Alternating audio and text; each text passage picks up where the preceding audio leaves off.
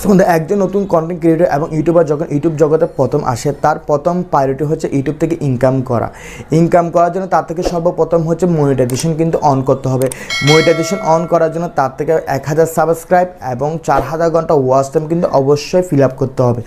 এখন অনেক ইউটিউবার যারা রয়েছে তারা কিন্তু খুব সহজেই কিন্তু 1000 সাবস্ক্রাইব কিন্তু ফিল আপ করে ফেলে, কিন্তু দেখা যায় কিন্তু ওয়াচ টাইম কিন্তু সহজে কিন্তু ফিল আপ করতে পারে না।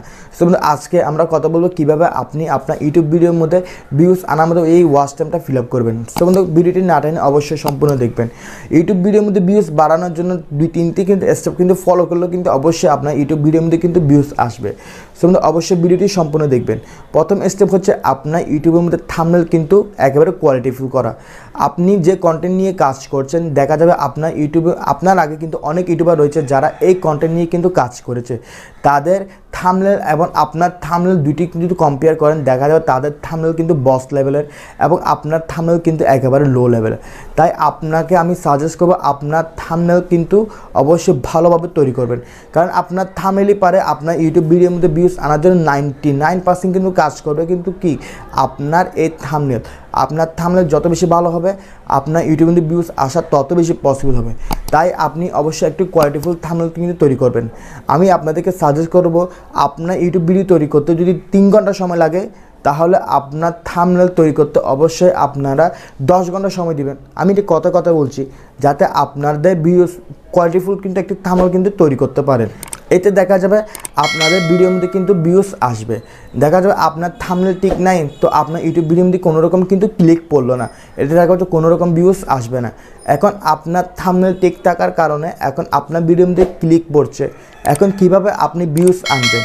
এখন ভিউজ আনার জন্য আপনার সবচেয়ে বেশি গুরুত্বপূর্ণ হলো আপনার কন্টেন্ট সিলেক্ট করা। আপনি এমন একটি কন্টেন্ট সিলেক্ট করুন যেটা কোনো ইউটিউবার আগে এগুলো নিয়ে কাজ করে নাই এবং যারা কাজ করেছে হয়তো বা তাদের কোয়ালিটিফুল কিন্তু ভিডিও নাই, যার কারণে তাদের কোনো রকম ভিউজ আসছে না। আপনি ওই কন্টেন্ট নিয়ে কাজ করুন এবং ওর সাথে একটি কোয়ালিটিফুল কিন্তু কন্টেন্ট কিন্তু তৈরি করুন এবং দেখা যাবে এই কন্টেন্ট তৈরি করার কারণে আপনার ভিডিওতে কিন্তু ভিউজ কিন্তু আসবে। এখন আপনার থাম্বনেল ঠিক থাকার কারণে এখন আপনার ক্লিক পড়ছে এবং কোয়ালিটি ঠিক থাকার কারণে আপনার ভিডিওতে কিন্তু ভিউজ আসছে। এখন আপনি ওয়াচ টাইম কীভাবে ফিল আপ করবেন, যেটি হচ্ছে একটি ভিডিওর জন্য সবচেয়ে বেশি গুরুত্বপূর্ণ হচ্ছে, একটি ইউটিউবার জন্য সবচেয়ে বেশি গুরুত্বপূর্ণ হচ্ছে ওয়াচ টাইম কিন্তু ফিল আপ করা। এখন ওয়াচ টাইম আপনি কীভাবে ফিল আপ করবেন? ওয়াচ টাইম ফিল আপ করার জন্য আপনার ভিডিও প্রথম শুরুতে হচ্ছে কাজ করা হচ্ছে কয়েকটি ছোটোখাটো যেগুলো বেস্ট এবং যেটুকু হচ্ছে টপিকটা নিয়ে কাজ করছেন ওই টপিকের উপর ভিত্তি করে আপনার থিম দেওয়ার চেষ্টা করবেন কোয়ালিটিফুল এবং ভালো, যেগুলো দেখার জন্য একজন ভিউয়ার্স কিন্তু আগ্রহ তৈরি হয়।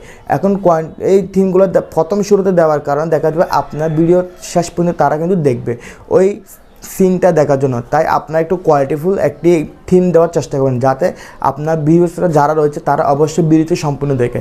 সো এই 3টি কিন্তু স্টেপ যদি আপনারা যদি ফলো করেন তাহলে দেখা যাবে আপনার ইউটিউব ভিডিওর মধ্যে কিন্তু ভিউজ আসছে। সো অবশ্যই যদি ভিডিও যদি ভালো লেগে থাকে তাহলে অবশ্যই কমেন্ট করে জানাবেন। এই পর্যন্ত দেখা হচ্ছে পরবর্তী নতুন কোনো একটি ভিডিও নিয়ে, সে পর্যন্ত আল্লাহ হাফেজ।